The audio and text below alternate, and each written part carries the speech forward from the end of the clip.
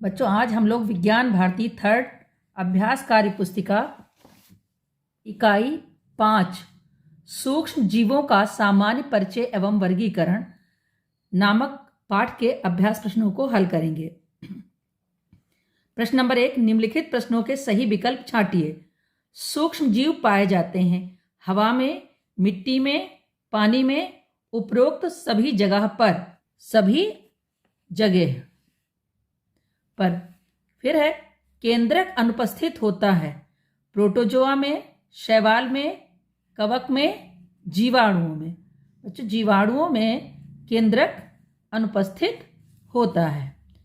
Bread या double रोटी बनाने में उपयोग किया जाता है जीवाणु का, शैवाल का, ईस्ट का, प्रोटोजोआ का। डबल रोटी या ब्रेड बनाने में ईस्ट का प्रयोग किया जाता है। स्पाइरुलिना नामक साइनोबैक्टीरिया प्रमुख स्रोत है वसा का, प्रोटीन का, ग्लूकोज का, क्षार का। बच्चों, आप लोगों को पता है साइनोबैक्टीरिया जीवाणुओं के अंतर्गत आता है और यह नाइट्रोजन स्थिरीकरण का काम करता है, इसलिए यह प्रमुख स्रोत है, प्रोटीन का प्रमुख स्रोत है। एलिसा परीक्षण से पता लगाया जाता है मलेरिया का, डेंगू का, टाइफाइड का, एड्स का। एड्स का पता एलिसा परीक्षण से लगाया जाता है। प्रश्न नंबर 2, रिक्त स्थानों की पूर्ति कीजिए। विषाणु न्यूक्लिक अम्ल तथा प्रोटीन के बने होते हैं। सूक्ष्म जीवों को देखने के लिए सूक्ष्मदर्शी की आवश्यकता होती है। भेड़ों में एंथ्रेक्स रोग का कारक बैसिलस एंथ्रेसिस जीवाणु है। जो भेड़ों में एक रोग हो जाता है, उस रोग का कारक बैसिलस एंथ्रेसिस जीवाणु है। विश्व एड्स दिवस 1 दिसंबर को मनाया जाता है। एड्स रोग HIV नामक विषाणु से होता है। HIV की फुल फॉर्म है H for human, I for immuno deficiency, V for virus. इसके बाद प्रश्न नंबर 3, सूची आ को सूची बा से मिलान करिए। सूची आ और सूची बा में देखिए, जैसे हेट्रोसिस्ट साइनोबैक्टीरिया में पाया जाता है और ये नाइट्रोजन स्थिरीकरण का काम करता है। एंटमीबा पेचिस रोग फैलाता है। प्लाज्मोडियम से मलेरिया होता है। पेनिसिलिन एक प्रतिजैविक दवा है। लैक्टोबैसिलस दही में पाया जाने वाला जीवाणु है।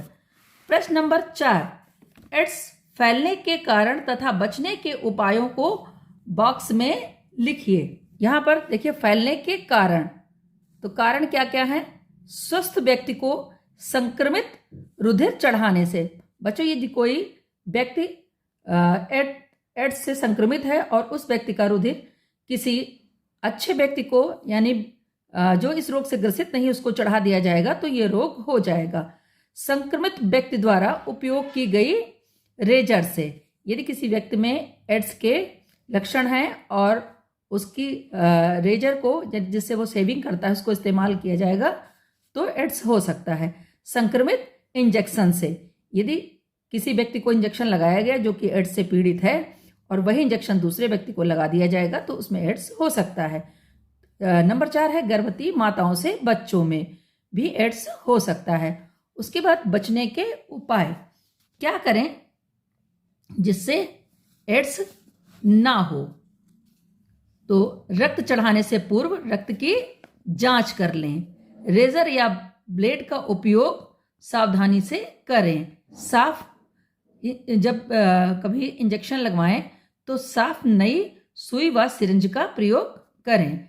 नशीली दवाओं के इंजेक्शन ना लें। तो ये सब उपाय करने से एड्स की बीमारी नहीं होगी।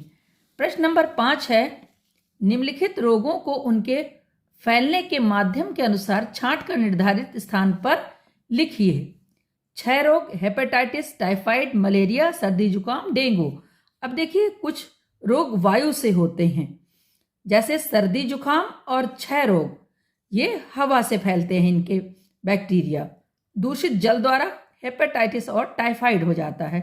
मच्छरों के द्वारा मलेरिया और डेंगू होता है।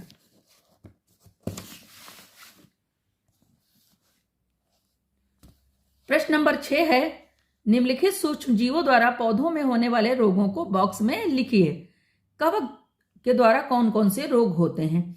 जैसे जंतुओं में रोग होते हैं, ऐसे पौधों में भी सूक्ष्म जीवों के द्वारा रोग हो जाते हैं। आइए देखिए, गेहूं का गेरवी रोग, बच्चों ये गेहूं में जो बाली होती है उसमें लग जाता है, और कवक के द्वारा गेहूं में ही एक रोग होता है, इसको कंडुआ रोग कहते हैं। तो गेहूं में गेरुई रोग भी लग जाता है और गेहूं में कंडुआ रोग भी हो जाता है। उसके बाद जीवाणुओं द्वारा होने वाले रोग, नींबू का कैंकर रोग, नींबू के ऊपर जो उसकी स्किन होती है उसके ऊपर स्पॉट जैसे पड़ जाते हैं। फिर आलू का रिंग रॉट रोग, आलू में भी सड़न होने लगती है। विषाणुओं द्वारा होने वाला रोग, तंबाकू का मोजेक रोग, और लौकी में लीफ कर्ल रोग। जो लीफ कर्ल रोग होता है, जो पत्ते होते हैं उसके वो ही मुड़ जाते हैं। नेक्स्ट क्वेश्चन है प्रश्न नंबर 7, फैब्रिक तथा चमड़े के सामान को सूक्ष्म जीवों से बचाने के उपाय लिखिए। फैब्रिक कैसे बचाया जाए सूक्ष्म जीवों से, इसके उपाय देखिए। कपड़ों को या कपड़े को धूप में सुखाएं व नेपथलीन की गोलियां रखें। और चमड़े को सूक्ष्म जीवों से बचाना है तो चमड़े की सामग्री को भी धूप में रख सकते हैं और उसकी टैनिंग करवाएं। इस तरह से फैब्रिक और चमड़े सूक्ष्म जीवों से बच जाएंगे। नेक्स्ट क्वेश्चन है, वर्षा के दिनों में इमारती लकड़ियां सड़ने लगती हैं, ऐसा क्यों होता है? कारण लिखिए। वर्षा के दिनों में सूक्ष्म जीव पॉलीपोरस कवक इमारती लकड़ी के कटे भाग पर उगकर उसे सड़ा देता है। तो इस तरह से पॉलीपोरस कवक से लकड़ियों में सड़न होने लगती है। नेक्स्ट क्वेश्चन है, एक व्यक्ति का पैर हाथी के पैर के समान मोटा दिखाई पड़ रहा है, इस रोग का नाम तथा रोग वाहक बताइए। जो कभी आपने देखा होगा किसी किसी का पैर बहुत मोटा हो जाता है, उस रोग का नाम है फील पांव या फाइलेरिया या एलिफेंटियासिस। और रोग का वाहक है मादा क्यूलेक्स मच्छर, यानी फील पांव नामक बीमारी मादा क्यूलेक्स मच्छर के काटने से होती है।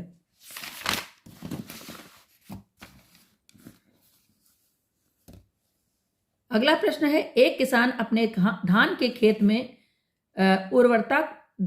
खेत की उर्वरता को बढ़ाने के लिए उसमें जैव उर्वरकों का प्रयोग करना चाहता है, उसे कौन कौन से साइनोबैक्टीरिया अपने खेत में डालना चाहिए? तो साइनोबैक्टीरिया किसको कहते हैं, आइए जानते हैं। साइनोबैक्टीरिया अर्थात नीले हरे शैवाल, जिन्हें जीवाणुओं के अंतर्गत रखा गया है। जैव उर्वरकों के रूप में जो धान के खेत में डाले जाते हैं वो बैक्टीरिया हैं नॉस्टॉक, एनाबीना, साइटोनीमा, ऑसिलेटोरिया आदि। मृत पौधों एवं जंतुओं का शरीर अपघटित होकर सरल अवयवों में बदल जाता है, जिससे खनिज पदार्थों का पुनः चक्रण होता है। यह प्रक्रिया किन जीवों की सहायता से होती है, और अगर यह प्रक्रिया ना हो तो वातावरण पर इसका क्या प्रभाव पड़ेगा?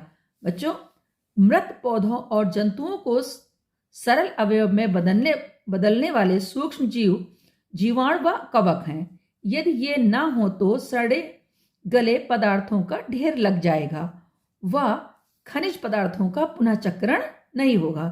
बच्चों, चक्रीकरण के द्वारा ही मृदा में रासायनिक तत्व बने रहते हैं। नेक्स्ट है, सूक्ष्म जीवों को पोषण के आधार पर वर्गीकृत कीजिए। देखिए यहां लिखा हुआ है, सड़े गले पदार्थों तथा मृत जीवों के शरीर पर पाए जाने वाले सूक्ष्म जीव को कहते हैं। जो आपने पिछली क्लासों में पढ़ा होगा, जो सूक्ष्म जीव सड़े गले पदार्थों पर पाए जाते हैं उन्हें मृतोपजीवी कहते हैं। इसी तरह से जीवित पौधों तथा जंतुओं के शरीर पर पाए जाने वाले सूक्ष्म जीवों को परजीवी कहते हैं। नेक्स्ट क्वेश्चन नंबर 7, निम्नलिखित चित्रों को देखकर नामांकित कीजिए। यहां पर देख रहे हैं आप, कुछ शैवाल दिख रहे हैं, तो ये शैवाल हैं। अमीबा और पैरामीशियम देख रहे हैं, ये प्रोटोजोआ के अंतर्गत आते हैं। और ये वायरस का चित्र है, इसको हम विषाणु कहते हैं। फिर प्रश्न नंबर 9, दी गई तालिका में विभिन्न उम्र में लगने वाले वैक्सीन को दी गई उम्र के सामने लिखकर तालिका पूर्ण कीजिए। बच्चों, इस तरह से आप तालिका पूर्ण कर लीजिए। और कुछ जो यहाँ पर तालिका में नाम लिखे हुए हैं उनके फुल फॉर्म है वो इस प्रकार से हैं। जैसे बीसीजी की फुल फॉर्म है बेसिलस कॉलमेट यूरिन। इसी तरीके से ओपीवी की फुल फॉर्म है oral polio vaccine. DPT diphtheria pertussis tetanus. TT जिसकी फुल फॉर्म है टिटनेस टॉक्साइड। प्रश्न नंबर 9, यहां पर प्रतिजैविक सूक्ष्म जीव जिनसे तैयार की जाती है और इसका उपयोग। तो पेनिसिलिन एक प्रतिजैविक दवा है और ये तैयार की जाती है फफूंद से और इसका उपयोग प्रतिजैविक दवा बनाने में होता है। स्ट्रेप्टोमाइसिन जीवाणु, इसका उपयोग भी प्रतिजैविक दवा बनाने में होता है। स्ट्रेप्टोमाइसिन नामक दवा का उपयोग टीबी या क्षय रोग में किया जाता है। इसी तरीके से क्लोरेलिन दवा ये शैवाल से बनाई जाती है और इसका उपयोग भी एंटीबायोटिक दवाइयाँ बनाने में या प्रतिजैविक दवाइयाँ बनाने में होता है। नीचे प्रश्न नंबर 10, नीचे दिए गए पौधों में होने वाले रोग किस सूक्ष्म जीव द्वारा होते हैं? बॉक्स में लिखिए। नींबू का पौधा, नींबू का कैंकर रोग जो कि जीवाणुओं के द्वारा होता है। गेहूं का गेरुई रोग ये कवकों के द्वारा होता है। आलू में वलय रोग ये जीवाणुओं के द्वारा होता है। तंबाकू का मोजेक रोग ये विषाणु द्वारा होता है। लीफ कर्ल ऑफ कुकरबिट ये भी विषाणुओं के द्वारा होने वाला रोग है।